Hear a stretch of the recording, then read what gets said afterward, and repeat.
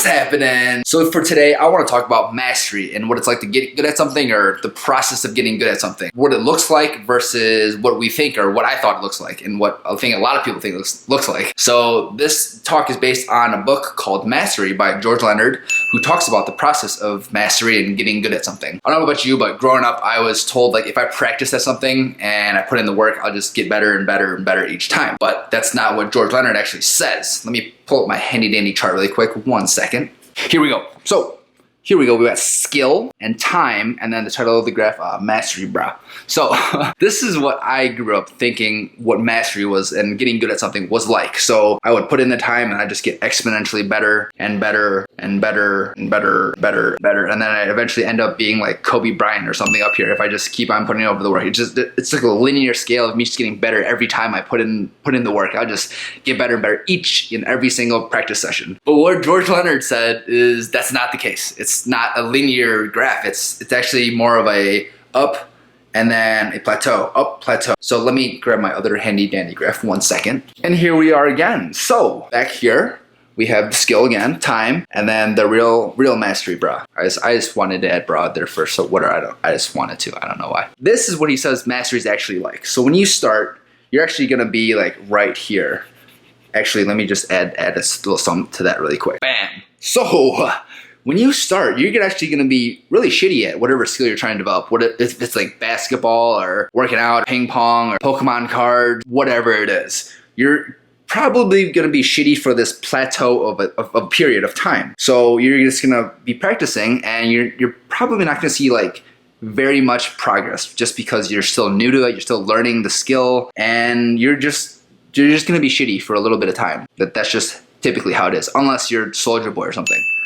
So you start and you're building, and you're crappy in the beginning, and a lot of times that's enough to discourage people because they're like, wow, I'm like not getting good. I see the other people, see the other Pokemon masters, they're like just killing it, just straight killing it. The Elite 8, like dominating it. And I'm just out here like finding these Digletts and stuff.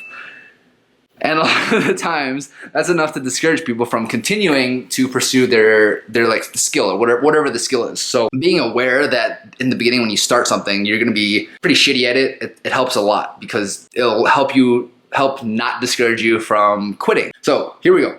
You're shitty at this point, and then you start off, and then eventually you'll hit like this little growth spurt of you'll like get good.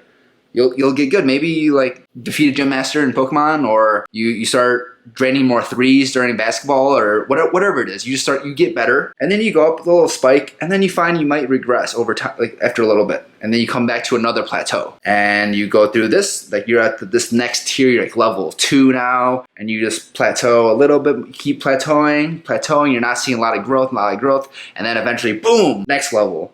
And then you regress a little bit, and then you plateau, and then so on and so forth and so forth. So that is what George Leonard says the mastery curve or graph, and how it actually is in when you learn something or you master something. And I found that to be true in my case. So the only thing that I can actually show that I have footage of that can sort of be related to this topic is some footage of me when I first started learning how to ride a motorcycle versus compared to when I actually got on a racetrack and I learnd how to drag my knee on the cement. That was like 2 or 3 months later. So backstory for those of you that don't know, I learned how to ride a motorcycle about maybe 6 months ago now. So before I even learned to ride a motorcycle, I didn't even know how to drive a stick transmission, except for this one time I drove with my friend's stick in a parking lot. It was a bad idea, but that was the only time that I've ever driven stick, and I've never actually learned how to drive stick. So I took the class, I took the course, and I was scared shitless because I had no idea what I was doing, and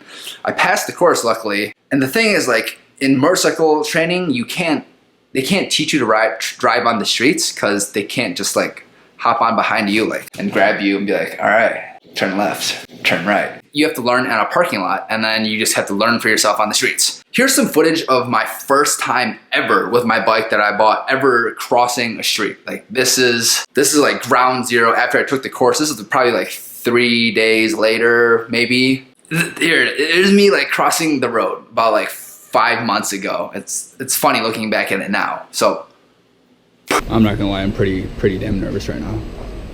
I just want to cross the street.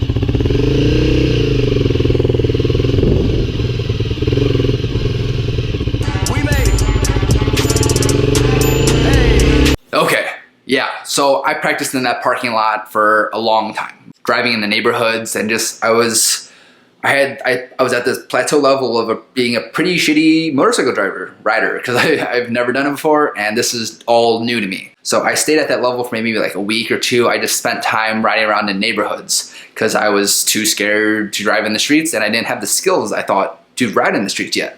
So I spent that time for about 2 weeks, and then eventually something clicked. I got comfortable. I learned like my skill set. I felt I was comfortable enough to step up to the next level, and then I took it to the streets. So I took it to the streets, and then at first I was a little uncomfortable, but then I got over that hump. I got into the streets. My skills went up, and then I went to plateau again. About 3 months later, I actually took the bike onto a racetrack, and I learned how to race around the track. So again, I went through this actually like a mini like mastery curve. Actually, when I first got on the racetrack, I was so nervous, super nervous, because I had no idea what I was doing again. It was like ground zero again. So here's footage of me on the racetrack. This is like my first lap around the track. I had no idea what I was doing. I was a complete novice. I'm on that shitty plateau. I'm on that shitty plateau.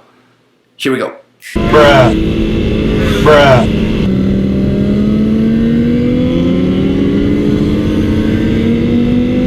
Bruh. Bruh. Okay, as you can see, I was going pretty slow around the track. I was getting zipped by, and I was taking corners pretty slow, and I wasn't getting very low because, I didn't know what I was doing. But as time progressed, I was on that plateau, like of being shitty, and then eventually something clicked.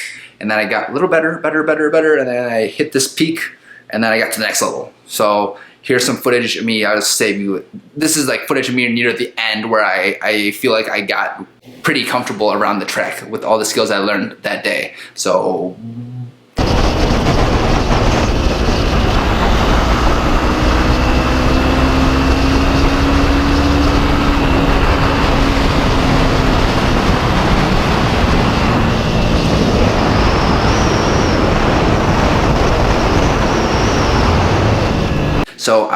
the first like 2 or 3 heats, I was like at the plateau of being shit. So here we go. I'm right here again at the racetrack, and then eventually something clicked, and then I got comfortable, and I was able to get around the racetrack. So I got up another skill set, came back down, and then I learned another skill after plateauing, going around the track a couple times. Then I went up, and then I brought it back down again, and then I learned another skill set while on the racetrack, and then I plateaued, practiced, and then something clicked, boom, got better, and then over and over to go over.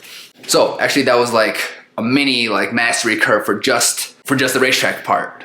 But the overall skill of learning how to ride a motorcycle, I went through that. This has been like, when I first started, it was like shit, like in that video you saw. And then eventually I got better at street riding. I got the skill of street riding. I came up, and then I plateaued because I rode street, got better. I plateaued, the skill plateaued after riding for a bit on the street. And then let's say I took it on the racetrack. So racetrack is like a mini one of these, and my skill came up, and then it came down, plateau. In the grand scheme of things, I think I'm still like a pretty novice motorcycle rider, but it's the best example I could use that I could like visually show you to show this idea of mastery that I have video of.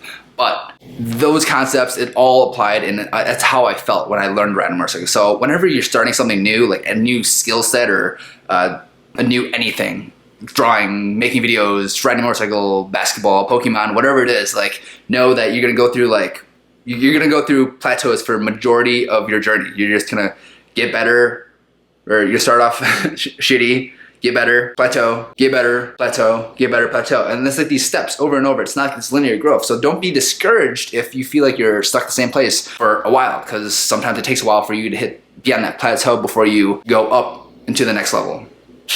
So I think I was all over the place today on the video, but I think the idea, my thought, whatever I was trying to convey was like, got through to you. A little amped up right now. I'm not really sure why, but I feel good.